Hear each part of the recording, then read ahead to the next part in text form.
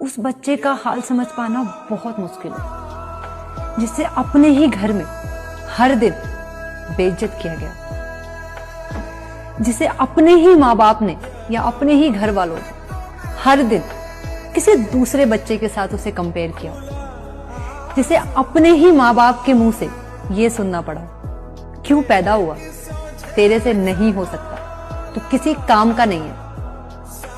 उस दिन उस बच्चे के ना दिल के हाल को समझ पाना बहुत मुश्किल है। उन बच्चों में हम सब आते हैं कभी कभी।